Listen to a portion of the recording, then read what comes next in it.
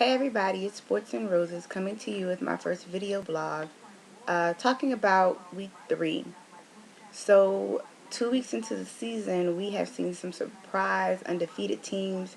You have the Buffalo Bills, you have the Washington Redskins, you have the Detroit Lions, who are just playing amazing football right now and knocking out the competition. So let's look at week 3 setups. So your early games, you have New England versus Buffalo. Now, any other time, I would take New England all day. I mean, look at their coach, look at their quarterback, look at their wide receiving core. It always seems as though the Patriots can beat anybody. But I'm kind of thinking I'm going to pick an upset and say the Bills can get it done.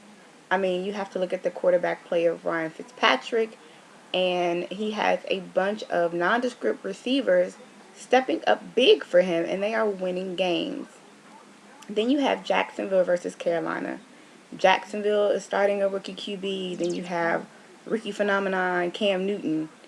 I mean, this game, I believe Carolina is going to pull this one out for Cam, especially if he continues to air out the ball like he has been the past 2 weeks.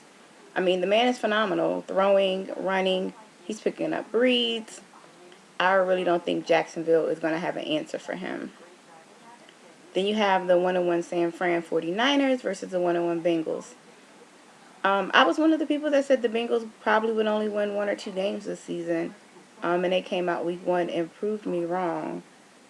But for this one, I'm going to give it to San Fran. They took a loss last week, and I think they're a bit angry. So I think they're going to come out and they're going to play some really good ball. Not only that, but Cincinnati always has something going on. And I don't think it's going to get any better. You also have Miami versus Cleveland. Now, Chad Henne, week 1, aired it out against a Green Bay defense. I'm sorry, not a Green Bay. Against a Patriots defense. Now they're playing the Cleveland Browns. I think Miami's going to get it done. You have the 2-0 Detroit Lions versus the 0-2 Minnesota Vikings.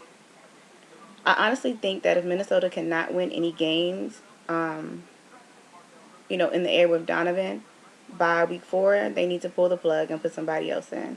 So I'm going with Detroit all the way. I see defensive scores, offensive scores, special team scores, the whole 9 yards. You have the 2-0 Houston Texans versus the New Orleans Saints. A Greg Williams defense is not to be played with. And while the Texans are much improved, I think Drew Brees and that defense is going to prove to be too much. So I'm going to go with the Saints. Haha. NFC East rivalry, New York Giants versus the Philadelphia Eagles. So you have Eli Manning with his questionable ball handling skills, and then you have a Michael Vick coming off a concussion. I still think the competitive advantage is going to be to the Philadelphia Eagles. Why? Because their defense is healthy, unlike New York's. And Vick is a game changer, and they did not have much time to plan to play against him. I do hope that the Eagles' offensive line holds strong and can keep Vick upright. I'm not sure how many more hits he can take. Let's see. You have the Denver Broncos versus the Titans. This game is a toss-up. I'm going to take the Tennessee Titans just because I like what they're doing with Matt Hasselbeck. I really never expected him to play this well outside of Seattle. So I'll take him over Denver. I mean, Denver has all these problems with Kyle Orton and Brady Quinn and Tim Tebow, and Tebow filling in at receiver for play because they're running out of players. So it's a lot going on in Denver. Then you have the New York Jets versus the Oakland Raiders. Any given year, including this one, I'm going to take the Jets. While the Raiders are much improved, I don't think they're going to be able to do anything against that Jets defense and the playmakers that the Jets have. And I know Rex Ryan has his team fired up. You have the dismal Kansas City Chiefs playing the San Diego Chargers. This is a no-brainer. I'm going to take San Diego all the way. I do not know if Kansas City is stuck in the offseason or if they're stuck in preseason, but they need to get it together. Then we have the Baltimore Ravens versus St. Louis.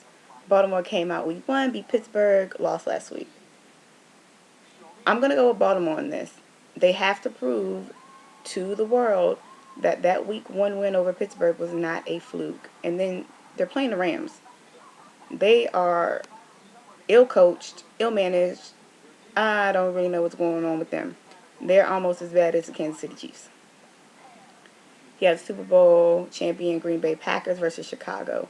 Defense against defense. Clay Matthews versus Brian Urlacher. This is going to be a gritty, hard-hitting game, and I can't wait to see it. I'm going to take the champs, though. I'm going to go with Green Bay. Then you have Arizona versus Seahawks. Seahawks after Vars Jackson, not playing well. Sidney Rice is out. You take Arizona all day. Look at the way Beanie Wells runs. Look at the way Kevin Cobb runs. And don't forget they have Larry Fitzgerald, the best receiver in the game. Now you have Atlanta versus Tampa Bay. Atlanta grinded out a win against Philadelphia, a game that they could have easily gave up. And Tampa Bay is coming back from a spectacular fourth quarter victory.